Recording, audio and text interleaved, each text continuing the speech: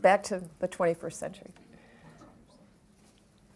When you're making a rule, first of all, let me talk about a little bit about nomenclature. I'll use the word rule a lot, but we suggest that when you are producing these and disseminating these among your owners, that you use something like community standards. People don't like the word rule because they think that you're bossing them around, and they don't want to be bossed around. Rules sound very restrictive, and there's just a negative connotation. So you could say these are the community standards for our community, for our association. And you'll see as we're talking through this, you'll see why that term can be relevant to your community. When you're considering making a rule, that is writing something down, sharing it with the owners, you have some things to ask yourself. First of all, is it in the community's interest? Or is it something that simply is something that drives you crazy that you would like to change? This is why I have flow here. Flamingos in the front yard are a real pain to a lot of people. They have problems, serious problems with flamingos, with elves and gnomes and bunnies and pots and all kinds of things. If you have someone on your board of directors who can't stand flamingos or yard art, and they say they would like to make a rule, your first question is going to be, is this in the community's interest, or is this just something that drives us nuts?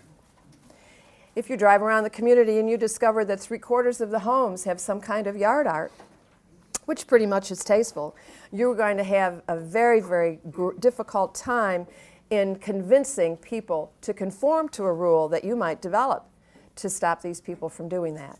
So the other thing is it already the standard? So if you've got 3/4 of the people with something in their front yard, if you're going to completely prohibit it, you're going to have trouble. Basically, you're not going to have people comply because you're always looking for voluntary compliance, and you don't want to impose something that's unrealistic.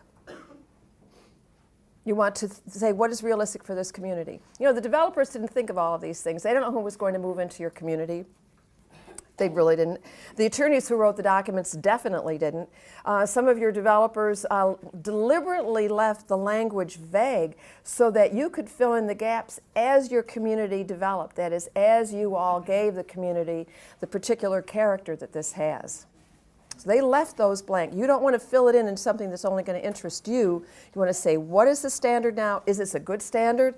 And if it is, maybe we don't change it. Maybe instead of prohibiting the flamingos, you say you can't have more than one piece of yard art. Maybe you find that's a reasonable thing to do because perhaps that's already the standard.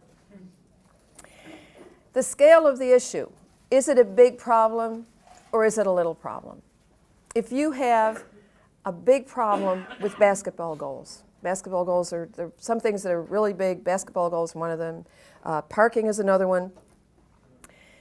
If your governing documents say no portable basketball goals, and again, you drive around and let's just say you've just turned over from the developer and you discover that, boy, on every street there are at least 2 portable basketball goals, you've got a problem. Now you have so many people who are going to be very unhappy to make anything change because they've spent money on this basketball goal. They probably use them. And they're going to say, why didn't you tell me this like 2 years ago when I bought my house or bought it or something like that? You're going to have a problem. Is it a big problem or is it a little problem?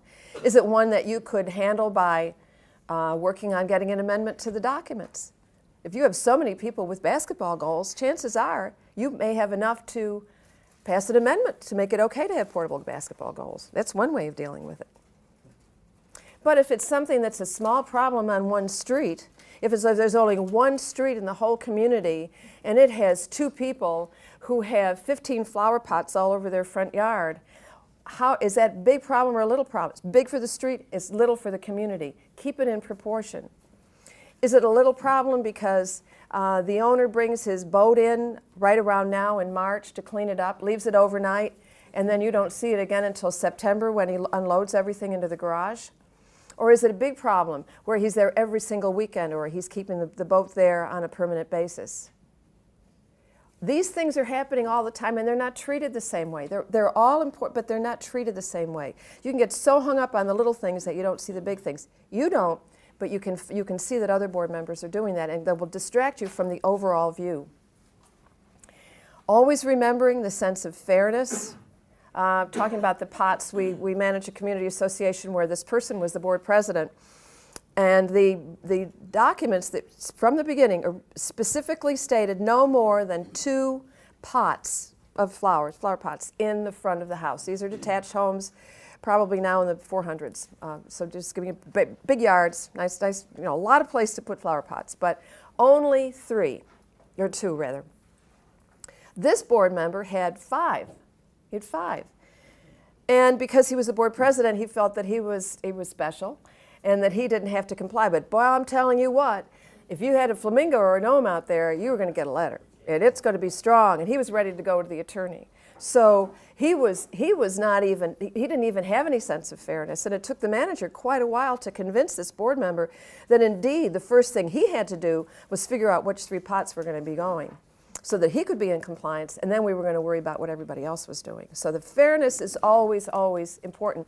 Remembering that you are the leaders of your community. Well, we already know that. You're the leaders, but you're also the model for what happens in the community. You really are. You are held to a higher standard, whether you like that or not. People will expect that you will do your best and the best for the community, not only in what you say and what you do when you're serving in your board capacity, but also in your day-to-day living. So if you have a board member who has shutters that are hanging off the front of the house, you have a board member who keeps a vehicle in the driveway with one of the wheels off, or they don't cut their grass but 3 times during the summer, or whatever it is, you're going to have great difficulty really in maintaining the community standards, because everybody will know that person's a board member. So you, with the manager, are going to have to work on that person to let them understand that they have a fiduciary responsibility, a duty to the association that extends beyond just the fiscal. And not everybody, I think not everybody sees that. We're going to talk about enforceability, so I'm not going to get into that too much now. But the timing we're also going to talk about in terms of how you are going to put together some rules and regulations. I've got loads of pictures. This still doesn't come out too well, but